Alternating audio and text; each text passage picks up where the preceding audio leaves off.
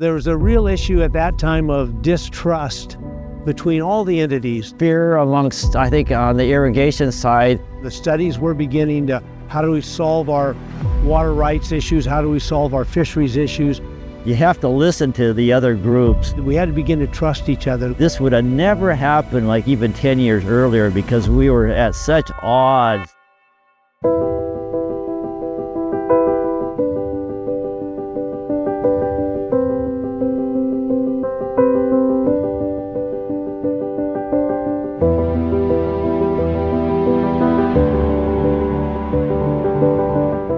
My name's Joel Hubble, and I am a retired fisheries biologist, currently working as a consultant to the Yakima Basin Joint Board. I've been a fisheries biologist my whole career in the Yakima Basin, which began a long time ago in 1979. My name's Walt Larrick, and I came down to the Yakima Basin in 1983. I came down from the state of Alaska. I'm a fisheries biologist. And the irrigation districts, the Yakima Basin Joint Board hired me in 1983 to come down and work for them and participate in the fisheries activities that were going on at that time. And at that time, it was kind of the beginning of some of the real issues we faced with water rights and fisheries issues. I ended up spending 25 years working for the Yakima tribe. I was mostly a research biologist, doing monitoring and evaluation for the Yakima Klickitat Fisheries Project, which was to assess how well hatchery supplementation would work in the basin to rebuild our runs. And the flagship hatchery was the Clayum Spring Chinook facility. You know, there was a real issue at that time of distrust between all the entities, the Yakima Nation, the federal government, the state government, and the irrigation district. So I think that I got involved, and one of my major roles was to make sure that the other entities realized that the irrigation districts were real, that they really wanted to solve problems. Things were very contentious then. There was no trust between the irrigation community and especially the tribe, the fisheries side of the basin. Nobody talked together. A lot of fear amongst, I think, on the irrigation side, fear that somehow, some way, their water rights were going to be compromised if we started trying to enhance fish populations in the basins. There was a federal court decision in 1980 called the Quackenbush decision by Judge Quackenbush, that basically the tribe sued the Bureau of Reclamation on how they operated the river, that it was being detrimental to the fisheries runs, and the judge said you can't do that anymore. You formed a committee called the Systems Operation Advisory Committee, and the districts had a member on that committee, a 4-member committee, and the districts had a fish biologist on that committee, and I was that person in 1983. You know, it took a long time to start then building trust. I guess the other component I see in that was there wasn't a lot of, prior to 1980, there wasn't a lot of fisheries data being collected in the basin. The state of Washington was doing a little bit of stuff with spring Chinook red counts in index areas only. But nobody was out collecting hard data on what's the status of our salmon and steelhead population. So the tribe started doing that in 1980, primarily again they had a spring Chinook enhancement study for 7 years from 1980 to 1987, and which then led into the YKFP study.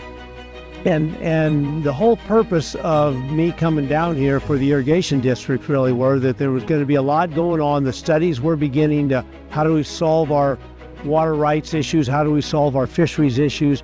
And the districts wanted to really participate in that effort, and they needed a fish biologist. So I had that opportunity to come down and did, and it's been a fantastic journey for me since 1983. It was really fun to kind of be on the cutting edge and out as a field biologist collecting data really for the first time on a lot of our salmon and steelhead stocks. And so I got involved in a lot of fish issues in the very beginning. How much water do the fish need? How do we save some of the resources? How do we protect the redds where these fish lay their eggs in the fall? How do we protect them? And so that was a whole process that hadn't been done before in the basin. Then the second half of my career with the tribe was I got involved with modeling, using the ecosystem diagnostic and treatment model, EDT model, and it was a model used to assess fisheries benefits through the eyes of what do you do if you improve your habitat conditions, what happens if you improve flow conditions, what happens if you provide access into historical areas that were currently blocked, like the 5 reservoirs. The very beginning of this whole effort had to be that we had to begin to trust each other. We had to really believe we had the same goals, and that was to have a healthy fish run and enough water to have a healthy agricultural economy.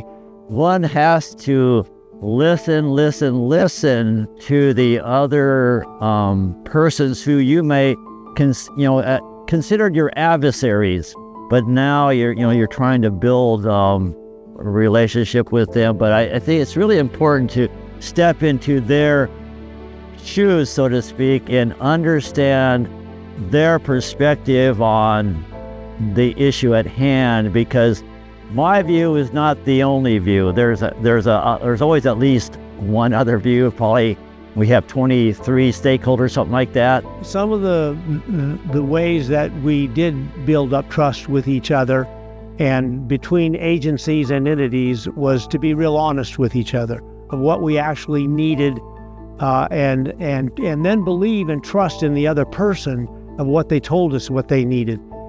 You have to listen to the other groups and respect their values and understand where they're coming from, understand their history, why do they think the way they think today. There's history there that is involved, and so you just got to listen, and then start working together and talking respectfully with each other. And that was a long process. If we look back since '83, which was sort of the genesis of the integrated plan, the Yakima Basin Integrated Plan is that the same people were involved, and we began to trust those individuals. I mean, if we look at the history of this, some of the key players were here for 30 and 40 years working on the same issues, and we did trust each other, and we did make a lot of progress because of that.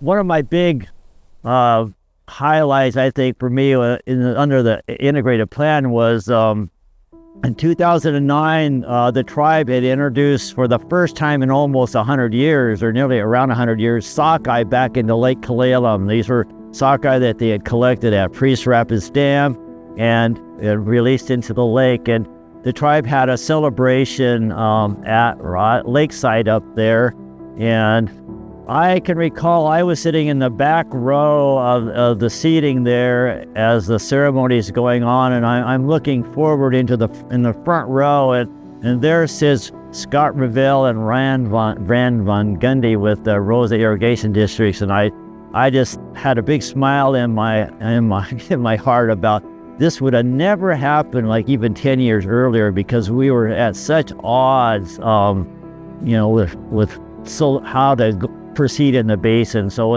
that just spoke a lot, visual memory of this is how far we've come since the 80s. The success that we are experiencing now has been a long process. Again, it's consistency of working on our same issues. In the very beginning, we were all sort of separated in our small groups, trying to accomplish things as our individual needs, what we wanted as an entity, what the irrigation districts wanted, what the fish wanted, what the federal government wanted, what the state wanted.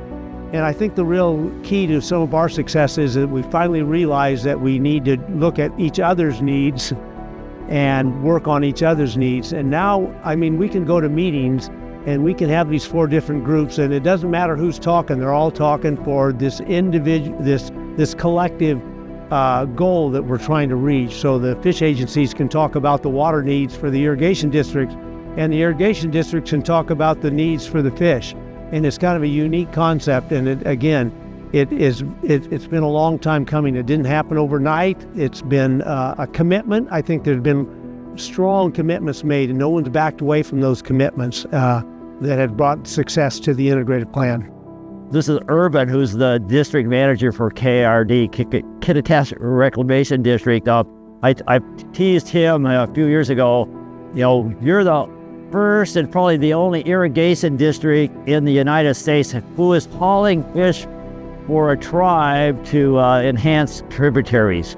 So, and we're currently, this is our year 4 of having their crew, KRD's crew, go down to Prosser right now during the fall time twice a week and drive fish up, coho adults, and we're releasing them into these supplemented tributaries that we enhance with water. And so it's not a quick fix. It's a long process. It's taking small steps, but having success with the small steps. There's a gentleman, Derek Sanderson, with the Washington Department of Ecology, that was a major player in the beginning of the integrated plan, always said, let's have some small projects and let's have success and let's prove our track record. And I think that's what the integrated plan has done over time. It has taken small steps. It's proven it can accomplish good things, and we build trust and we take another step and a bigger step. We've had good leadership over the last, since 2009 when we started, good leadership from all the entities, the fish co-managers, the state of Washington, the tribe, the irrigation community, environmental community, kind of cast a vision for how to move forward and be solution-oriented in addressing the problems for both fish and irrigation. I'm going to mention Bob Tuck, who was instrumental in fish restoration in the Yakima Basin. Bob's passed away, but Bob was instrumental, sort of a mentor to me when I first came to the basin. He's a tribal biologist, not the first, but one of the first with Joel, or in the early 80s, late 70s. And so he was a great guy to work with in the basin, really helped us out a lot. But there's been a bunch of them. Dale Bambrick would be one that comes to mind, who worked for the tribe and then worked for National Marine Fisheries Service. A good biologist, had helped the basin a lot in fish recovery issues. Lynn Hatcher, he was the program manager for the Yakima Nation Fisheries Program at the time, and he did a lot of work in the basin. I think we have to mention Ron Van Gundy, the manager of the Rose Irrigation District, instrumental in the beginning of getting this all started. True believer in working together, all entities working together, and Ron would be a major player in history to where we are now. Yeah, and I'll mention John Easterbrooks with this Washington State Department of Fisheries, who served. He was one of the charter members with Walt on SOAC. He's been retired now for a few years, but John was a fun guy to work with and very knowledgeable. And I have worked alongside Joel, not with him necessarily, but alongside him in different capacities, really. I've always known Joel since I came into the basin. I didn't really have the opportunity to work really closely with him until he came to work for the Bureau of Reclamation. And since then, we have been partners and working for the Yakima Basin Joint Board as consultants. We're both retired. And I think we've got the best of both worlds right now. And I think the Joint Board has two great biologists working for them. For both Walt and I, we've had, it's been a great basin to work with our colleagues. There's been a longevity here, but people don't typically leave. They like it here, they stay. So like with Walt, get to spend decades working together, which is unheard of to me. It's been really enjoyable.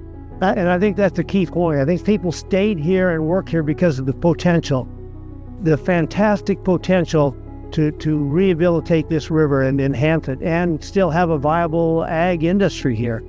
I mean, there's just so much opportunity to still do good things in this basin.